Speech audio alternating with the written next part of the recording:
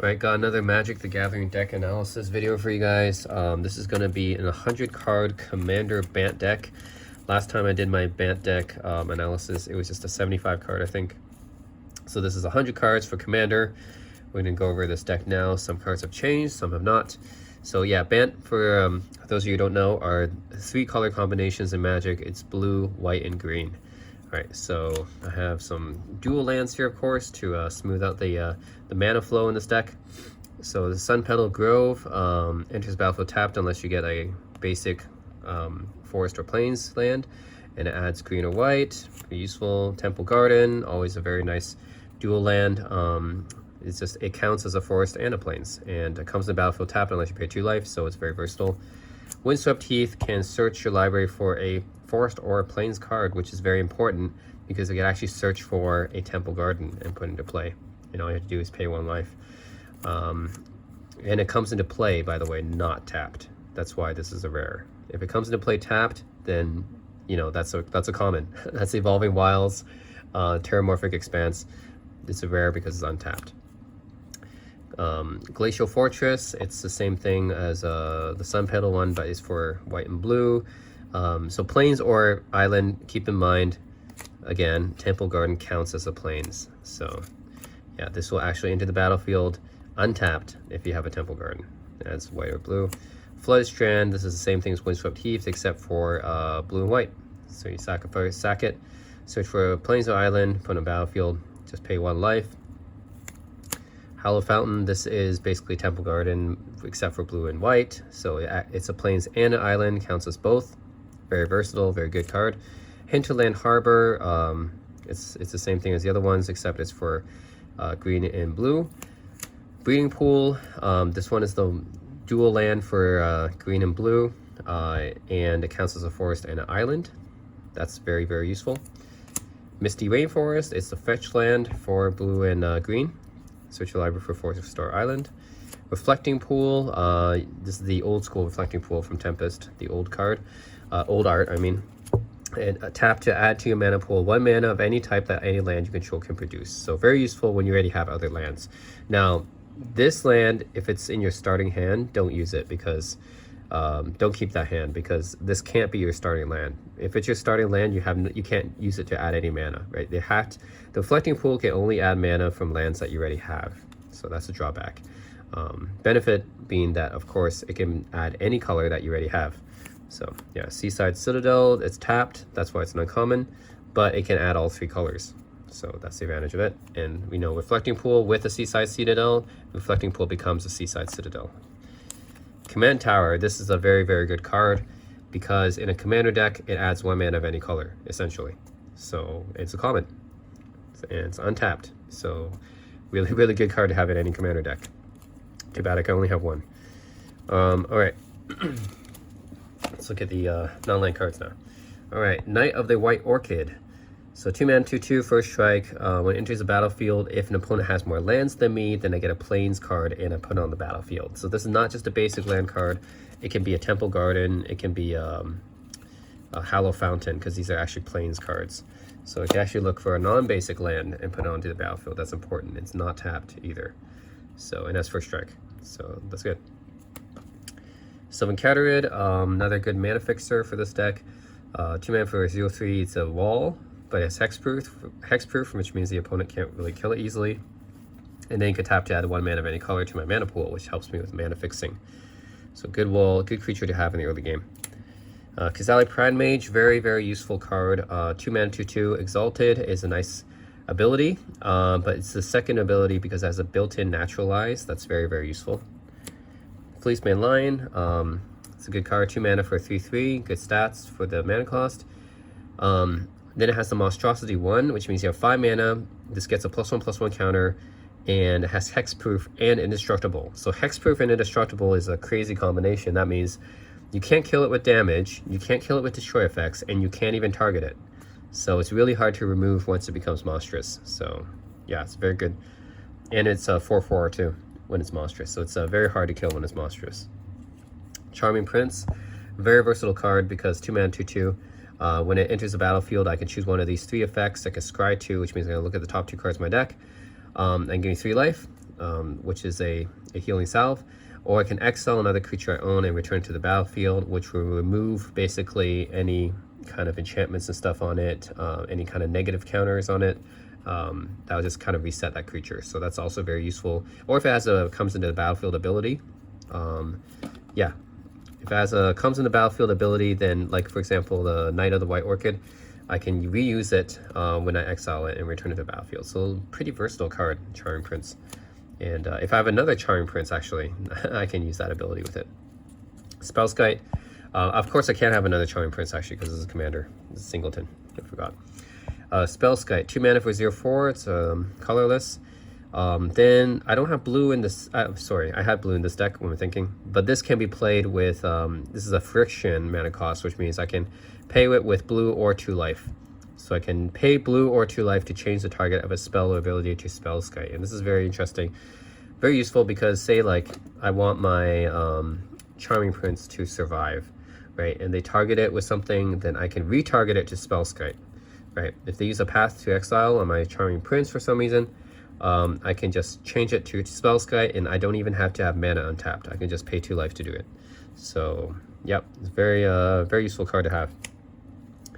Lightning Greaves, very powerful equipment. It's 2 mana, and equipped creature has haste and shroud, which means it can't be the target of spells or abilities. The most important part of this card is the equip cost of 0, which means I can equip it as soon as the creature comes onto the battlefield. I can equip it. No equip cost. That's very, very useful. So that means a creature can basically, any creature, as soon as they come on the battlefield, can have haste and shroud. Angel of Destiny, a very powerful enchantment. 4 mana.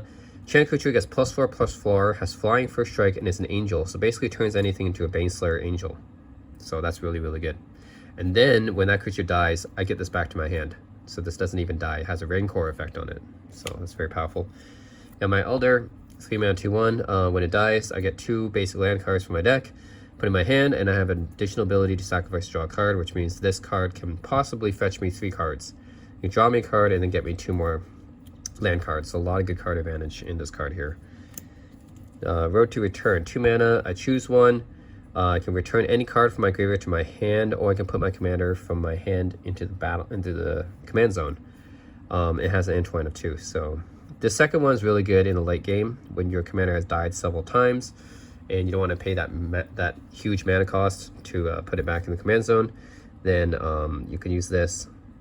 Of course, returning has a regrowth effect, which is really good too. It has a regrowth.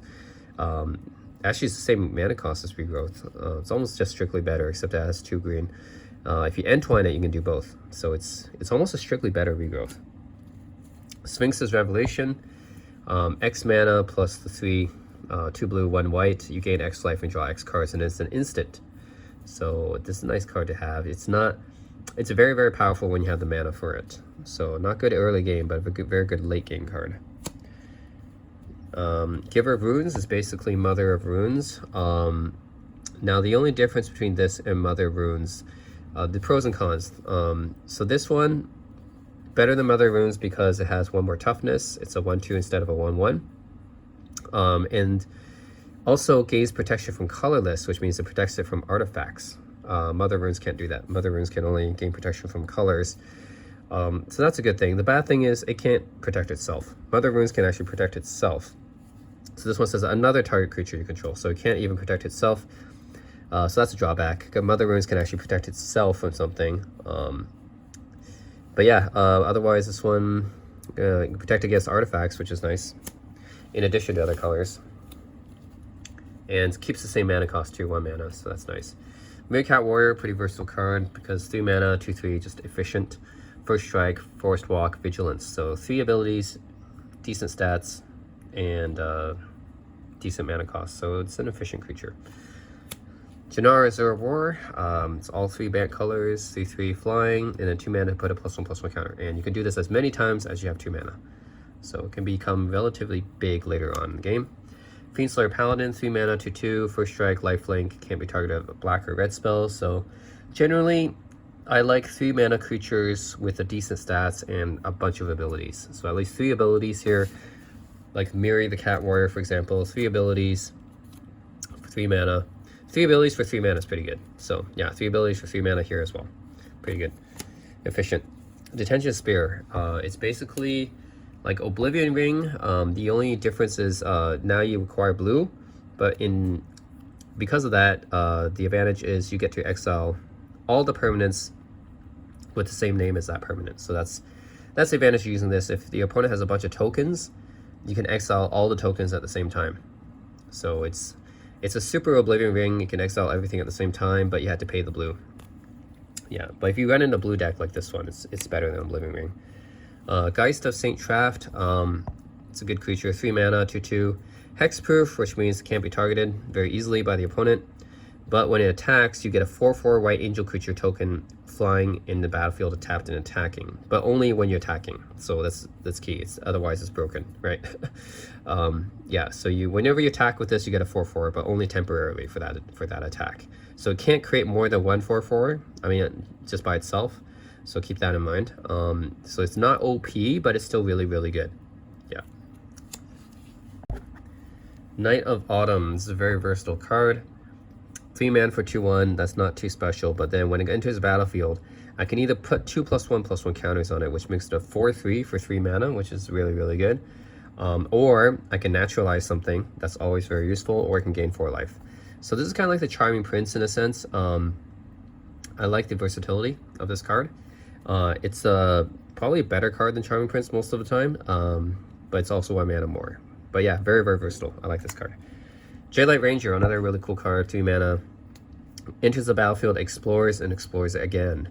So whenever you explore, you look at the top card and you put in your hand. If it's a land, if it's not a land, it gets a +1/+1 counter. So both of those things are good. So either this gains power and toughness, or you get a land for free into your hand. So, and you do it twice. You explore and then explore again.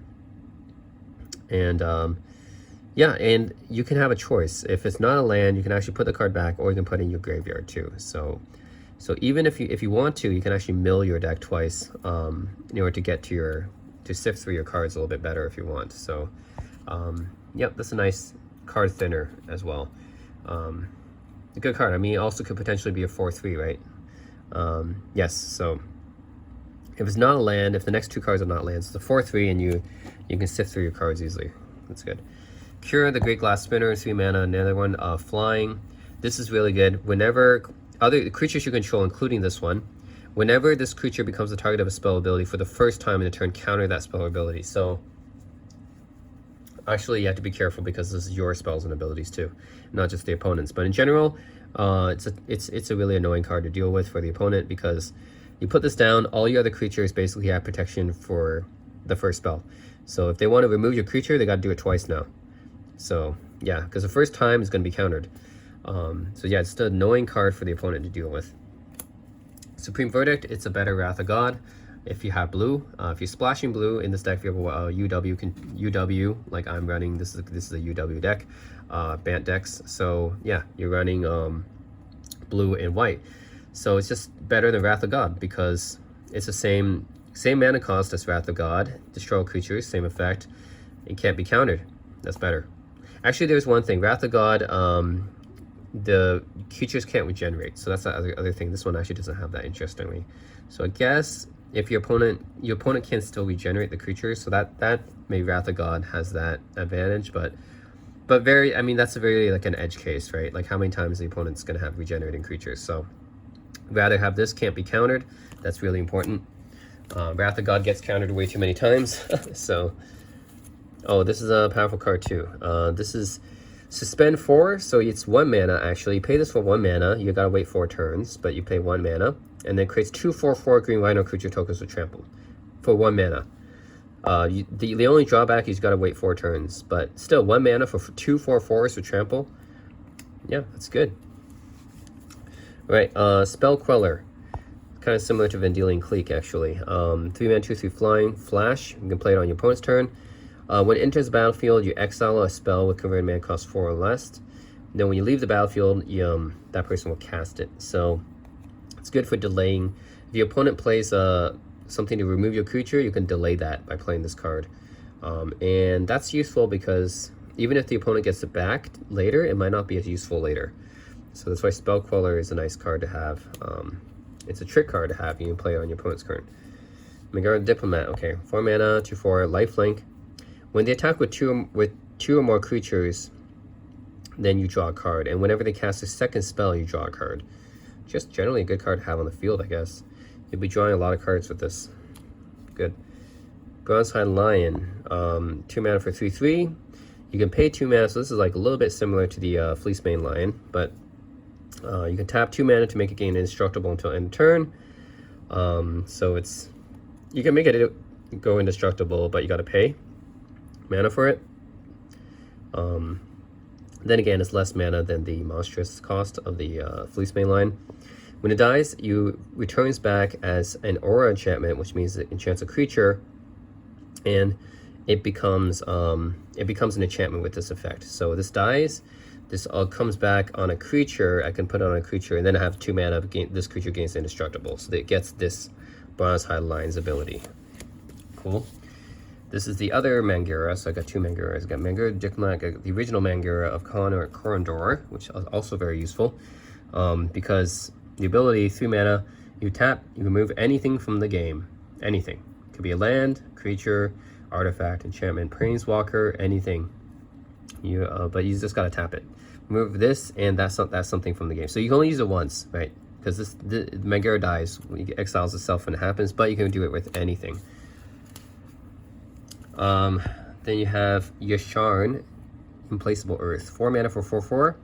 When it enters battlefield, you get a basic forest and a basic plane. So this one can't be non-basic.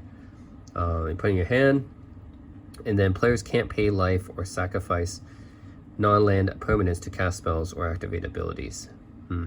I mean, it's a nice card when you play it, and then you can thin out your deck a little bit. So that's nice. And then yeah, if your opponent has some like activated abilities, they can't play that anymore. So I think it's probably actually one of the weaker cards in the deck, but I guess it's good to have for now. Okay. All right, next card here is Faber Elder. It's 3 mana and has Vigilance. Gets +1/+1 for each color among everything I control. So it's by default a 2/2, but if I have something blue I'm also controlling, then it's a 3/3, and that's pretty much the max because I'll have 3 colors in this deck. But then tap for each color, I add 1 mana of that color. So this could potentially add up to 3 mana when it taps. So that's also really good ability to have. So it's a mana fixer, and yeah, it's an okay creature for the cost as well. Kyodai Silkamago, a new card. So it's 4 mana for 3/3 flash and flying, so it can be played on the opponent's turn. And then when it enters the battlefield, another permanent, not just creature, any permanent. So anything I own gains indestructible for as long as I control this. So that's really good at protecting something. And I can do it in a surprise way because I can play it on the opponent's turn. Advent the Worm, it's 4 mana. What I like about it is it's an instant. Creates a 5/5 green worm creature with token with trample. So I can create a 5/5 with trample at any time on the opponent's turn or whatever. That's cool. Viper, I love this card, great design. 3 mana for 1/3, but whenever it deals combat damage to a creature, it dies at the end of combat. And then when it deals damage to a player, I draw a card. So whenever it deals damage, either way, whether it deals damage to the creature or a player, it does something. So I love how this card is designed. One of the best designed cards in my opinion. Because it's not overpowered and it's not underpowered. It's just right. It's just right. And then Wargate, 3 mana, X mana cost. Search your library for a permanent card with converted mana cost or less. Put it into the battlefield. So this is anything. Could be enchantment, artifact, creature, anything that's a permanent. So anything that, yeah, could be a land too, actually. So if I put 3 mana and put X as 0, then it could be a land. So very versatile. Trigon Predator, 3 mana for 2/3 flying card. When it deals damage to a player, I can destroy an artifact or enchantment they control. So it's a nice control card to have, I think. Moon Crusader, 3 mana, 2/2. Just a powerful card to have. It's one of those nice efficient cards I like. Double strike, protection from black and green. There you go. 3 abilities, 3 mana. Efficient. Another 3 mana cost card. 3 mana, 2/3 flying. When it enters the battlefield or a creature deals combat damage, I can tap or untap anything on the field. And then I can use this as my commander. So I can put this onto the battlefield from the command zone for 4 mana. So even when this dies multiple times, I don't have to pay that extra commander cost. I can just put it into the battlefield from the command zone, only using 4 mana at any time. Love this card, Eternal Witness. It's honestly an overpowered card. It's kind of broken actually. 3 mana for 2/1. It gets back any card from my graveyard to my hand when it comes into play, like any card, and I can abuse this so easily, and I have abused it with many decks I have. Yeah, just when it comes into play, I get any card back. Next, I have Commander Isha, and I love this card. It's one of my favorite Magic cards ever. 4 mana for 2/4 flying, protection from creatures. Just simple and efficient, and not overpowered and not underpowered. I just love this card. A protection from creatures means it can't be damaged by creatures, can't be targeted by creatures. But it's not like overpowered or anything. It's just a nice ability to have. And honestly, I think it's one of the only creatures that has this ability. Protection from creatures, not a common ability. But yeah, I love this card. So efficiently designed from one of my favorite sets, Judgment. Yeah, actually, I think this was my first rare card because it came in a starter deck. Commander Isha, still love using it. Gifts Ungiven. It's basically the fixed version of Intuition. Intuition is a very broken like card to use, and they never reprinted it.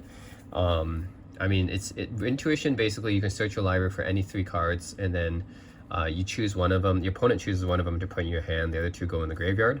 It's basically a blue tutor, and it's almost too broken because you can always choose really good options from your deck, and your opponent has to give one of them to you, right?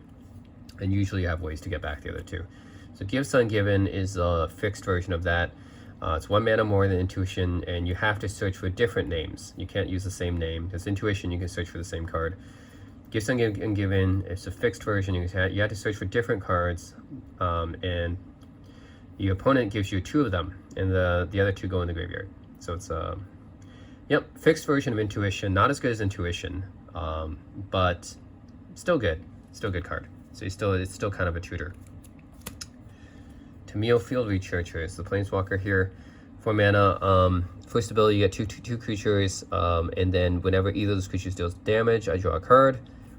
Next one is I tap up to 2 permanents that don't untap, which is useful. You know, your opponent has something that's bothering you, you can tap them. The last ability is draw 3 cards. You can cast non-land cards without paying the mana cost. Obviously very broken, as the Planeswalker ultimates always are. Sour Temptation, nice card here, 4 mana, 2/2. When it comes into play, I gain control of a creature as long as this remains in the battlefield. So, just nice. It's a control magic effect with a creature attached. Alright, Noble Hierarch. So this is 1 mana for 0/1, Exalted. I tap to add any of the Bant colors. This is strictly better than not strictly better, I say. Birds of Paradise still has flying, but almost strictly better than Birds of Paradise in most situations because you have the Exalted effect.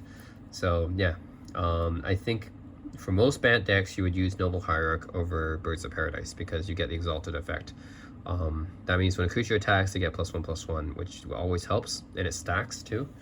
And if you're using Bant, then none of this is pretty much the same as add 1 mana of any color. So yeah, so it's not Birds of Paradise. Birds of Paradise can add 1 mana of any color, and it's flying, but this one gives you Exalted, and in a Bant deck, this is almost always better than the Birds. Okay, Secretary Albert, nice card. It's 2 mana and has a built-in Rampant Growth when you sack it. So you get a land card and you put into play tapped. Basic land card. Gadok Teague. So this could be my commander. I think I usually use that as a commander of this deck. So it's a 2/2 for 2 mana. Non-creature spells with converted mana cost 4 or greater can't be played, which is fine because no of the cards in this deck have a greater than 4 mana. And non-creature spells with X in their mana cost can't be played. So I think, do I have any X? I think I might have actually some. Okay, I have this one. Sphinx. Okay, well, anyways, not many X cards in this deck. So it doesn't hurt me all too much, but it might hurt the opponent because if they have non-creature spells greater than 4 mana cost, they can't play it anymore. Voice of Resurgence, this is 2 mana for 2/2, and then when they cast a spell, during my turn, or when this dies, then they get a token with power and toughness that are equal to the number of creatures I control. So that's, if this dies, or if they cast a spell on my turn, I get a token I get a creature token that's basically a Beast of Burden, which is kind of nuts. Yeah, or Ski on the Wild if you want to go to that creature as well. Same thing. Phantasmal Image is a 2-mana clone. So 2 mana comes into play as a copy of a creature, except when it's a target of spell ability, sacrifice it, and that's fine, because usually if it's the target of a spell ability, it will die anyways, so it's not really too much of a drawback. Cool land here from the new set. Kamigawa Neon Dynasty, that's where this land's come from. Okay, Grand Abolisher. It's a control card, 2 mana, 2/2. During my turn, opponents can't cast spells, activate abilities of artifact creatures or enchantments. So, yeah, if your opponents are using instants or stuff like that, they can no longer use them during my turn. So, very useful. Thalia Heretic Cathar. 3 mana, 3/2 first strike. Then creatures and non-basic lands my opponents control enter the battlefield tapped. So, that's very, very annoying for them. They basically cannot use them for a turn.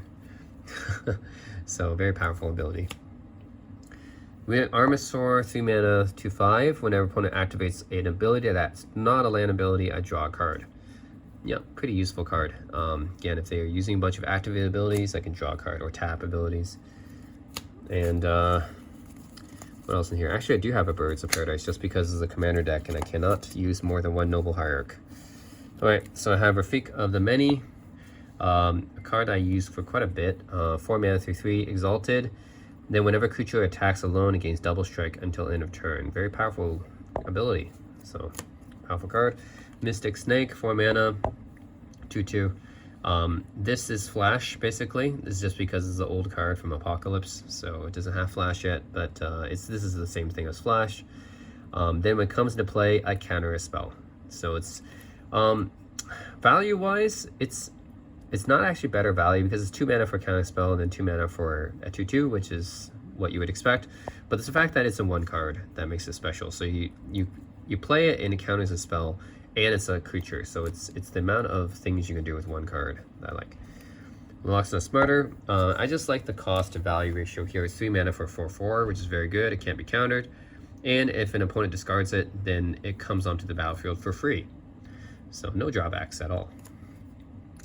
Edric, this card 2/2. When a creature deals combat damage, any of my creatures, not just this one, when any of my creatures deals damage to an opponent, I draw a card. Actually, no, it's when any of my creature deals damage to one of my opponents, its controller may draw a card. So it's even better in when you're in a multiplayer game like Two-Headed Giant, and your partner deals damage to an opponent, then they draw a card. So it helps your allies too. That's really good. Path to Exile. Do I really need an introduction for this card? It's really good. It's 1 mana, exile any creature, they get a basic land card. That's a very minimal drawback for getting rid of one of their creatures for 1 mana at instant. Yeah, that's you can play at any time for 1 mana, get rid of any of their creatures, and they get a basic land card. So what? Right? It's really good. Instant speed. All right, so Birds of Paradise. It's a commander deck. I can only have 1 Noble Hierarch, so I had to put in Birds of Paradise. Yeah. Otherwise, I would put in more Noble Hierarchs. Tamio, Completed Stage. So it's a new card. So this is actually 5 mana. I know, more than 4 mana, but one of them can be paid with life. So it technically could be a 4 mana card as well. So technically, it's a 5 mana card, but it could be 4 mana if you pay it with life. So first ability, you tap an artifact creature, it doesn't untap, and then -X, exile a non-land permanent with mana cost X from graveyard, create a token as a copy. Very interesting ability. And then the last one, you create an artifact with spells you cast cost 2 less, and then can tap to draw a card. So, yep, good card. And the Planeswalker, Knight of Reliquary. Nice card, 3 mana for 2/2. Gets +1/+1 for each land card in my graveyard. That's good with all the sack lands. Then I can tap to sacrifice a Forest of Plains, which includes a non-basic Forest of Plains. I can search my life for any land card and then put it onto the battlefield non-tapped. So really good at mana fixing, and also gets bigger the more land cards that are in my graveyard. Ancestral Visions. It's 1 mana. I gotta wait 4 turns, but then I draw 3 cards. So it's Ancestral Recall, but it's the fixed version, which means, yeah. Ancestral Recall is a power 9 card, so this is still really good card, even if it's a nerfed version of Ancestral Recall. because you wait 4 turns, it's 1 mana to draw 3 cards. I mean, really good still. Mother Runes, there you go. Compared to Giver of Runes, I already talked about the differences. Advantage of Mother Runes, it can protect itself. Disadvantage, it cannot protect against artifact creatures. Still really good card. I mean, this was the original, I mean, Urza's Legacy, yeah. This was a really good card for a long time. It's only an uncommon too. It really would be a rare. Glen, really should be a rare, I mean. Glen Elendra Archmage. Really good card, 4 mana, 2/2 flying. You can use 1 mana, sacrifice it to counter any non-creature spell. And then it persists, which means it comes back, and you can use the ability again. So you can use this to counter 2 non-creature spells, potentially. Really good. Sun Last Troll, 4 mana for 4/4. Can't be countered. Can't be, it has hexproof. Can't be target spells abilities. Your opponent's control is hexproof, and then 2 mana to regenerate. So this is a hard creature to remove. If that's hexproof and can regenerate, that's hard to remove. Basically, it's the upgraded version of Aesthetic Troll, right? And Aesthetic Troll is already pretty good. Kura Master of Death, another Planeswalker. So yeah, 4 mana, untap, 1 target creature, 1 target land. Decent ability for the first one. Reveal the top 4 cards. Put 1 creature card, land card into your hand, the rest in the graveyard. So it's kind of like an impulse thing. Last one, you get Emblem. Whenever creature enters the battlefield under my control, I can fight another creature. Then I get 3/8/8 octopus creature tokens on the battlefield. That's really, really good. Will of Liege, 4 mana for 4/4. Other green creatures and white creatures get +1/+1 each if they're green and white. So for example, they're multicolored creature, like say Knight of the Reliquary, who's green and white, they get +2/+2. They benefit from both of these.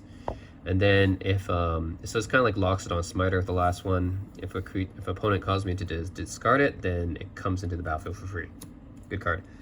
Last Marines Call, 2 mana instant. I search my library for creature card, put it in my hand. Simple, effective. Kitchen Finks, love this card. I use it almost like a lot of my decks. 3 mana for 3/2. Can be paid with white or green. Then it gets 2 life when I put it on the battlefield, and then when it dies, it comes back on with a -1/-1 counter, and again another 2 life. So just really, really solid card for everything. Like, it's so useful, and I put a lot of my decks. Scavenging Ooze, 2 mana 2/2. I can exile a card from graveyard. If it's a creature, it gets +1/+1 counter and gain life. So nice utility card to use, and also grows. So that's nice to have. And then Reclamation Sage. So 3 mana for 2/1, and basically it has a built-in naturalize when it comes on the battlefield. So that's a really nice effect to have if the opponent has some annoying artifact or enchantment. Swords to Plowshares, I mean, I only have 1 path to exile because it's a commander deck. So I'll put Swords to Plowshares because it's the other one. 1 mana, remove, exile a creature. They get life, but who cares about if they get life? That doesn't matter too much. You got rid of their creature for 1 mana, instant. Grasp of Fate, like this card, 3 mana. It's enchantment, and then for every opponent, I exile a non-land permanent. So basically, it's Oblivion Ring, but it does it for every opponent. So it's a better Oblivion Ring. So it's Oblivion Ring, but it works better in multiplayer games. So it's just strictly better than Oblivion Ring, actually. So that's it, guys. That's my multiplayer, actually, my Commander Bant deck. Let me know what you guys think. As always, thanks for watching.